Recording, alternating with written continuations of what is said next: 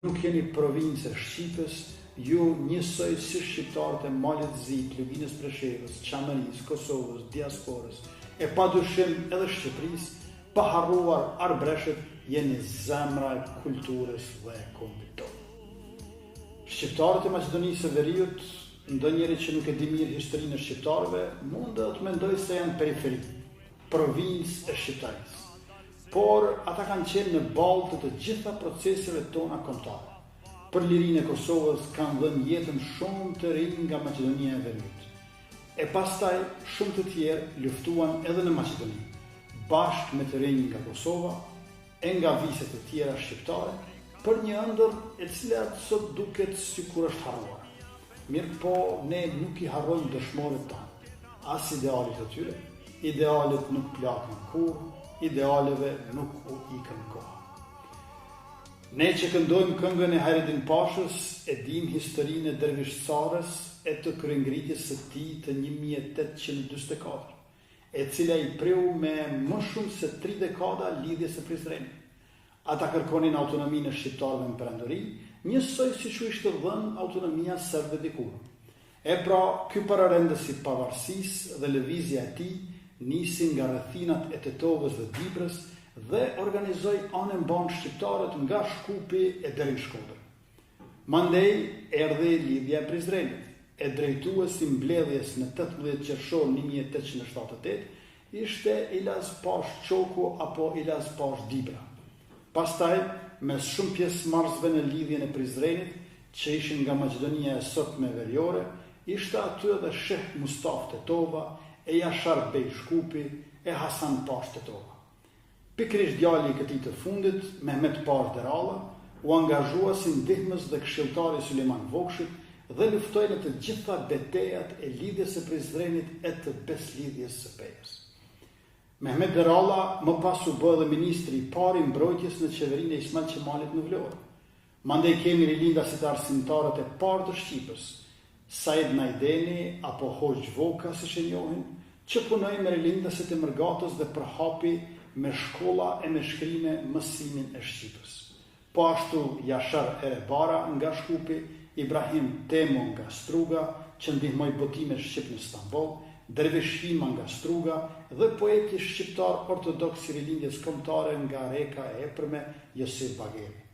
Të mos harrojmë edhe kontributin e shquar të familjes Qeliazi nga Manastiri, Gjerasimi e Gjergji, mësues pioner të Shqipës, por sidomos motrat e tyre, ndoshta gratë më të shquara të rilindjes sonë, Parashqevit Qeliazi, veprimtare, mësuese e popullit, pjesëmarrëse në kongresin e alfabetit në Manastir, themeluese e shoqatës së parë të grave shqiptare, autore e programit arsimor të qeverisë së Ismail Qemalit dhe diçka e rrallë, e vetmja delegate grua nga të gjitha vendet pjesëmarrëse që mori pjesë në konferencën e paqes në Paris.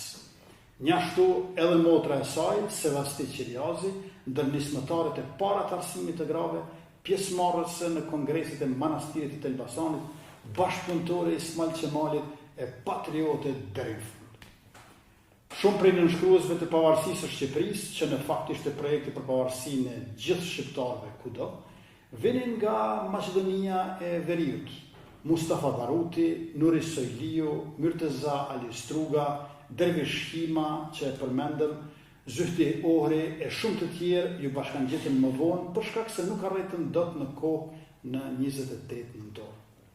Ja dhe një kuriozitet tjetër, kryetari i parë i Bashkësisë Islame të Shqipërisë, menjëherë pas pavarësisë, ishte Haxhi Vebedivra.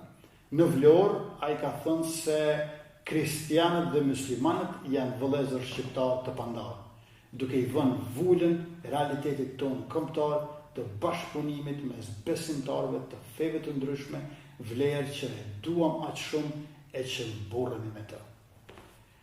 Alfabetin me të cilën shkruajmë sot shqipen e kemi nxënë në manastirin tuaj, në manastirin tonë. Prej shqiptarëve të Maqedonisë së Veriut vijnë shumë shkrimtarë me vlerë për letërsinë shqipe, historik e bashkohor. Po e përmend për shembull Haki Stremillin, që me librin Sikur t'isha djalë, qel temën e rëndësishme të vuajtjes e të diskriminimit të gruas, temë për të cilën politika edhe sot ka për detyrë të bëj shumë.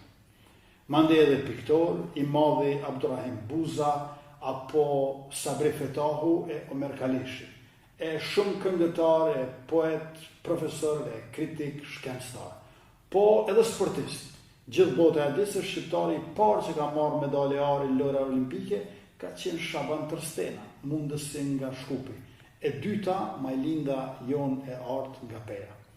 E dy nobelistët me të cilët mburret krejt shqiptaria, humanistja Nëna Tereza dhe mjeku Ferit Murati, vijnë prej anëve tuaj.